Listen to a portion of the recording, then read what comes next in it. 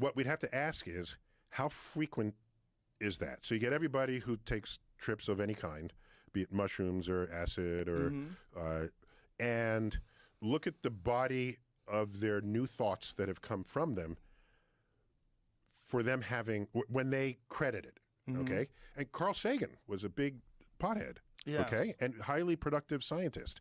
So so the question is, does it give you some insight which when you were not under the influence, gets you closer to an objective reality? That's an interesting question. Carl Sagan actually believed that there was, the way he described, what was his description, the way he described it, but he said he believed that there are thoughts that were only available that were when you were under the influence of marijuana. That is certainly the case for any drug, yeah, right? So but he felt like those thoughts were beneficial. Well, I can ask, are those thoughts more connected to reality than if you were not so influenced? But if so I did an experiment with myself. Okay. When I first started writing in graduate school, I had a monthly column.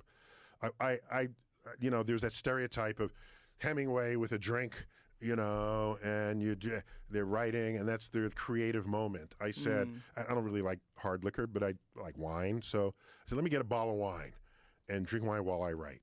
And I said, yeah, this is good, and I'm doing it. And then I did it without wine. This is an experiment I conducted on myself. And it was not as fun composing without the influence of just some, you know, a smooth, sort of low-level sort of wine buzz. But I looked at the two. There was no contest. My completely sober writing was vastly better than what I was writing under the influence of several glasses of wine, even though I believed it was really good. But hold on a second. Yeah. What kind of writing are you talking about? If you're talking about fiction? No, prose. Okay. Prose. But One of the greatest examples of fiction being enhanced rather by under the influence of drugs and chemicals is Stephen King. If you go and read Stephen King's early work versus the stuff after he got sober, and I'm a gigantic Stephen King fan. Was it just alcohol in his case, or were there other drugs? Oh, other drugs too. A lot of cocaine, a lot of alcohol, cigarettes, a lot of cigarettes. It was way better. It's vastly superior, darker, deeper, stranger, more bizarre, more shocking. In the day, you're saying? In the day. Yeah, Read it today. Read Carrie No, today. I meant you're saying what he created in the day under that influence was way... the stuff under the influence, the stuff he created Carrie under the is influence. deeply dark. It's oh my so gosh. dark. Oh, yeah. It's so dark. Wait, so when was Pet Shawshank? Cemetery, almost all when was of Shawshank them. Redemption? Was I that... think all of them were when he was fucked up. He wrote some good stuff after he was fucked up, but like Cujo, he doesn't even remember writing it. And okay, it's fantastic. So is this something you would recommend for creative people? I recommend it, Stephen King. Get back on coke, sir. Stay off Twitter. Get back on coke. I'm kidding. So what? My one little experiment with glasses of wine. Yeah, that's not enough. That experiment's not enough. Like I personally feel that under the influence of marijuana, I come up with some of my best ideas for comedy. For stand-up comedy writing. I do the George Carlin I hear you got a new show method. ready to drop. I'm looking forward to that. I love your work, by the way. Thank you very much. Thank you. I do the George Carlin method. I write sober, and then I punch it up high. Okay. And sometimes as I just opposed write to the high. opposite. Yeah, interesting. Well, George Carlin had a great point. He's like, you should write about things that you're thinking about and things that are like important or things that are on your mind, and then he would like let it sit, and then he would smoke pot and go back to it, and then he would come up all the funny, all the ridiculous aspects of it, and he would interject them into there. Yeah. So I'm just saying, to the extent I'd like to know how reliable that is. Well, here's the other point that I should say. There's many people that don't do any drugs that write fantastic stuff. And there's many comedians that are completely clean and sober that have done their best work once they got clean and sober. That's true, too.